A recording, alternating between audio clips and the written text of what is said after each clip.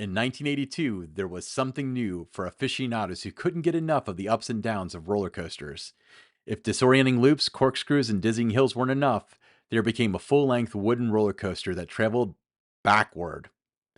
Hello, everybody. Alongside Don Helbig, I'm Ryan Sir, and this is Tower Topics.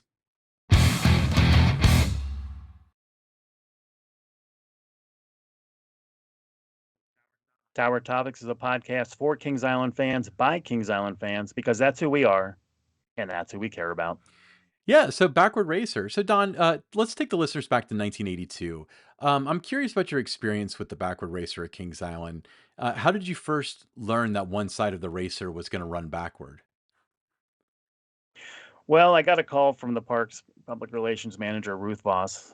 She said, Don, would you be available to come out to the park? And she gave me the date the following week. She said, we're going to have a media event. And she said, we are going to, as a promotion, turn one side of the racer backwards. And we'd like you to be there to talk to the media. And she says, "No, this is hush hush. Nobody knows about it." And she said, that bat, it's not going to be running. And all of our advertising, everything was talking about the bat for a reason to come to the park on Memorial Day. So this is going to be something that we're going to give our guests. That's something different, another reason to come to the park. So are you going to be able to make it? So of course, I was able to go and came to the media day event. Now I had an idea about this was going to happen because some of the associates on the racer had kind of mentioned that they were toying with the idea of doing something like that. The weekend right before I got that call, and but I kind of knew what the experience was going to be like back in those days. You didn't have the headrest Hmm. on the racer, so if I was sitting in the back seat of the racer, sometimes I would turn around with my head around and just kind of watch the track, as we passed by and stuff. So I kind of experienced it that way. I wasn't, facing that way, but at least, turning around, I got, to see what it was going to be like. So I kind of knew maybe what that sensation was going to be like. So it wasn't, a major surprise for me that way. But lots of media were there, and it was a unique experience. Um, we had Carl Eichelman, who was riding the Beast. He was there along with me. It wasn't a big um, back in those days, all the coaster enthusiasts and that weren't invited to media day events. It was, media, and there were hundreds of them there, for this. It was, uh, noteworthy because it was the first full-length backwards traveling roller coaster in the world. Pretty big place. So yeah, it garnered a lot of attention. Whose idea was it to do this? It was Tom Nallen. He was the marketing director. They had when they knew the bat wasn't going to run, they sat in a conference room and they all had to keep pitching out ideas. What can we do for attention? What can we do attention? And Tom threw out the idea to do this, and they all kind of were intrigued a little bit by it, and they wanted to see if it was feasible to do. Now there was some initial concerns. It was a little bit mixed, with the reaction to it. Like, should we do this? Because of those safety concerns. But it turned out it was really like just turning around a model train. You just picked the car up, turned it around, and you had to change the chain dogs underneath and reconfigure, the lap bars, when they would lock in the station. But other than that, there wasn't much more to it. So it was something that they could do. And at the end of the day, everybody decided that Tom's idea was what we're moving forward with. Yeah, so you had been riding the racer pretty regularly, like almost daily at that point, and you built a lot of rapport with the PR and marketing people at the park. Um, when did they share with you the initial reaction to the idea that Tom Nolan had suggested? It happened when Ruth Voss called me to tell me what they were doing. She had mentioned that it was Tom's idea, that, he felt that this was something that would be unique. It would get a lot of attention, but they were still working through things. They didn't know if they could, how long it would last, or was it something that, um, maintenance wise, it was going to create some other issues. And, so those were the things that, were up in the air until they actually did it. Nobody knew until it was actually running, and then they were able to tell, day by day, if it was having any kind of impact. So how did they discover that it wasn't more dangerous than a traditional coaster? Well, the cars go with the wheels, they roll over the track the same way. It was just that the riders are going to be facing a different direction. It wasn't going to have any, um, affect stress on the track, nothing like that. Wasn't impacting the operation of the train in terms of unlocking the lap bars or, the brakes aligning. Nothing like that was going to be an issue. So it really was like just lifting up a model train and flipping it around for the most part. Yeah. So you mentioned that they had a media day over Memorial Day weekend, and tons of media from the region were there, as well as you and Carl Eichelman. Really, no other non-media people. It was a different day and age. But um, what were your initial thoughts when you first got to ride it backward? It was kind of it was more of a like a fun type of thing. There was more like a giggler, compared to the forward side. You just laughed the whole way, through the ride. It was just fun in that way. I thought the racing aspect kind of took a little bit of a hit, I thought, because that was one of the fun part of the racing, which you're both facing forward, you're going up to lift hill, everybody's doing the same, but backwards, it was different because you could watch the Mhm. faces of everybody on the other side that way. Um, but other than that, it was more of a giggler compared to the forward side. Yeah. So we have discussed this before, but for those who haven't listened to our whole catalog of many many episodes of Tower Topics, how did you find out that it was going to be flipped back around to being forwards both sides again? Can you tell that story? Well, I had started working at the park 2007. They had an event in the fall. Halloween Haunt was in its first season, but they introduced bare bones nights. So staffing was an issue on those Thursday nights. So we would go out and work, whether it was food, rides, games, just kind of help out. So on this particular night, I'm working the basketball game by the racer, and the park general manager is walking around the park, and he's got a couple people from Cedar Fair with him, pretty high ups, and they're just kind of checking out the event, and they stop by the basketball game. Well, one of the guys from Cedar Fair, he points over at the racer and he says, "I understand you're pretty familiar with that ride."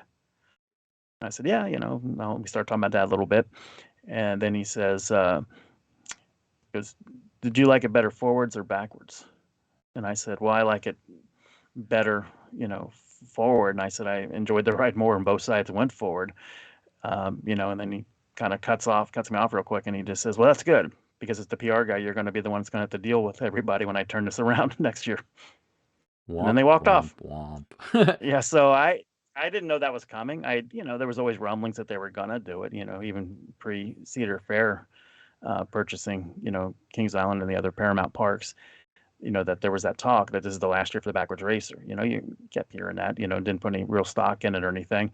So that was my first time, fall of 2007, hearing that we were going to do that, and it came from somebody from Cedar Fair. So I go back in and I ask, some of the marketing people, do you know anything about this? And this is the first they've heard of it.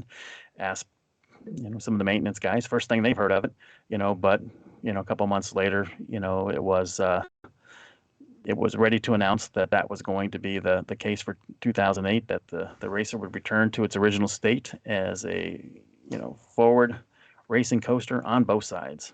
And I was excited about that because that's the way I grew up riding the racer. My first rides were forward. 1981 when I started doing the marathoning on it, both sides forward. In the spring of 2000 or 1982, both sides forward. So that's how I was introduced to the racer. So for me, that's how it always should have been.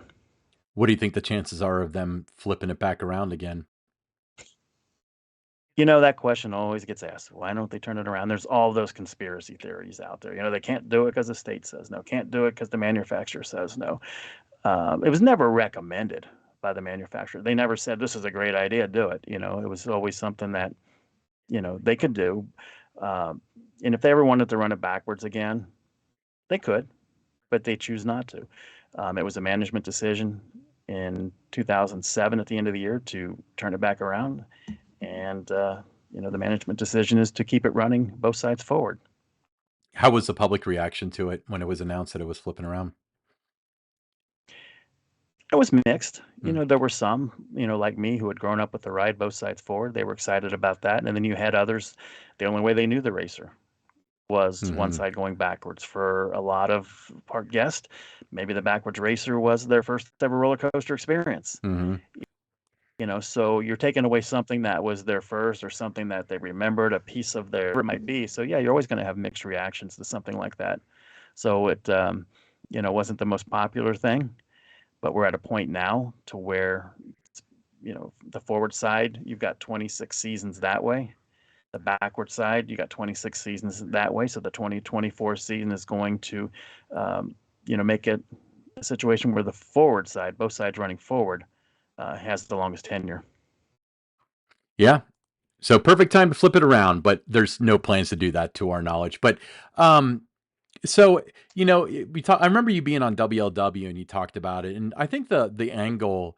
There were several different things, but I remember the angle that I kind of liked was that it's rekindling that rivalry between red and blue because it was frontward racer Yeah. and it was backward racer, and they were racing whatever, but it was two different rides. But now it's the same ride, so and then they switched up to be the same color car on each side. So I thought that was Yeah, kind of a that cool was something. transition. Yeah, that was something too with the red on one side, blue on the other.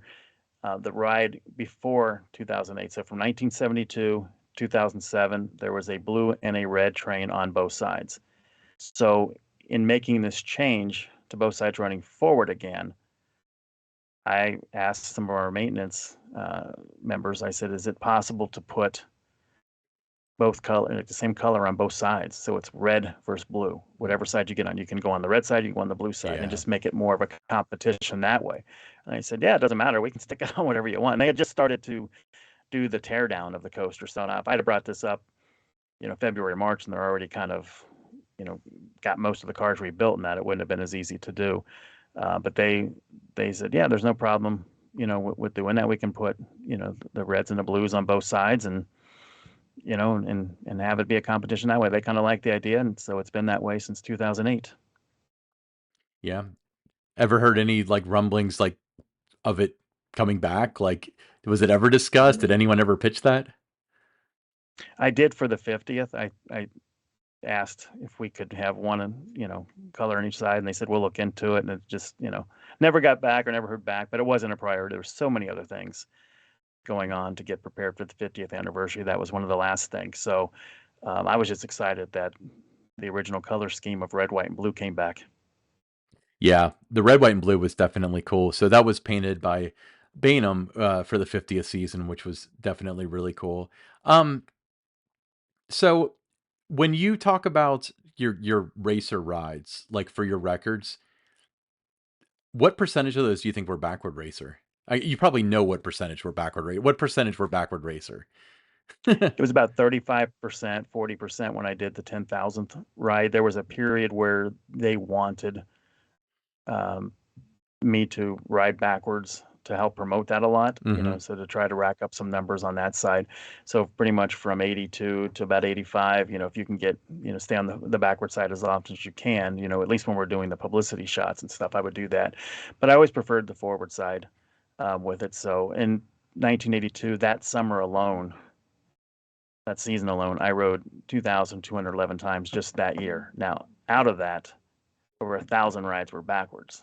So it was pretty much a 50-50 split at that point. But then as the years went on from, like 86 to 1990, it was maybe 75, 80% on the forward side, the rest backwards. Whatever side the line was going to be, maybe shorter, sometimes played into that. Some days the backward side was shorter, some days the forward side. I tended to go in the fifth car, first row, which was what they call 51. That tended to be the spot on either side that I went to the most because for whatever reason everybody went to the back two seats. Everybody kind of bunched up in the front and in the middle. So that one was one of those ones there might be 3, 4, 5 deep on all the other seats, and then I could just get up in the station and I maybe waited one train or it was wide open. For whatever reason, nobody ever went into 51 too often on either side, so that ended up being where the majority of my rides, and what I mean by majority, we're talking like 35% of the rides came in 51. You ever considered that every time that you rode the frontward racer, you would get like add to the number, but you should subtract one for the backward racer? Isn't that the way it works? Oh, Has anyone made that joke that before? was brought up a lot.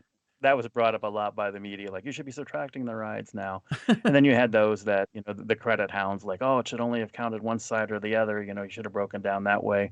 But you know, the park at that time, the PR team, they all looked at it as one ride. You know, they said it's the racer, not the racer. So we're going to count whatever side you ride on. It just counts as a ride on this attraction. So, um, it was always fun like that. Having people kind of joke about it, like you should take off. You should be minus today because you rode this many times backwards, and just a lot of fun. I always say A that lot of memories with most people's Backwards. coaster count for in Vertigo is 0 because you do the route and then you take it off by going the other way. Except for the ones Yeah, that get stuck yeah, on the other side. They get like a 3/4, credit, but yeah, that's really cool. yeah. Not I like, my first big ride was the Backward Racer. For like, so when I went to Kings Island, I was like 6 or 7, and I didn't have a lot of exposure to roller coasters and stuff. I had gone to right. Americana and all that, and, like, my dad didn't ride rides, my mom didn't ride rides, so me and my sister just kind of initially would dare each other to ride stuff, so I, decided that I was gonna ride something big, and for some reason, I determined that the backward racer would be less scary than the frontward racer. So my first visit to Kings Island, I ended the day by riding that I agree backward with you racer. there. Yeah, I agree with you. I mean, that would have been, that was the sentiment on the media day for it in 1982 when it was first flipped around backwards. That a lot of the media told me that they thought the forward side was more scary than the backward side. They just said the backward side is just real fun and watching everybody's, face on the other side. But forward, oh, that scared me to death, going up down those hills and, making that turnaround. And at that time, you got to remember when I'm talking about scary, and that the racer at that time was still one of the biggest, longest, fastest roller coasters out there. Yeah, yeah, we can't get disconnected from that of how big of a ride that was for its time. But it's funny because one of my distinct memories of it, and people still talk about to this day, is if you were in the back row of the racer, so that would be the seat that's facing the track with nobody in front of you, like you get this floating air that was ridiculous.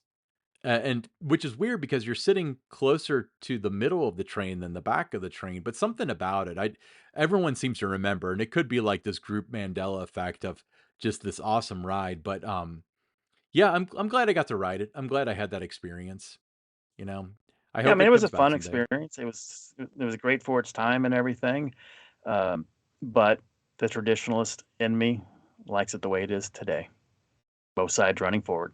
Well, the guest in me thinks otherwise. I'm kidding. I kinda like I'm torn on it because I really wish a lot of people that didn't get to experience the backward racer would get to, but at the same time, I absolutely see the value in the actual racing coasters, both forward, red versus blue, that sort of thing. So I don't fortunately it's not my decision, but but you know, it was a good run. It was like what, 26 years you said? 26 seasons, yeah. That's awesome. Cor- Cool. Well, any final yeah. thoughts on the backward racer? No, just that it had its time, and it was one of the just the notable things about the racer, in its history. You look at it from '72, how it kind of rekindled America's interest in the wooden roller coaster, and then here comes the backwards racer, and so it's just part of the storyline with the racer. Yeah, awesome. Cool. Well, thanks for another walk down memory lane with the racer. Hey, I'm Ryan Sir along with Don Helbig, and this is Tower Topics.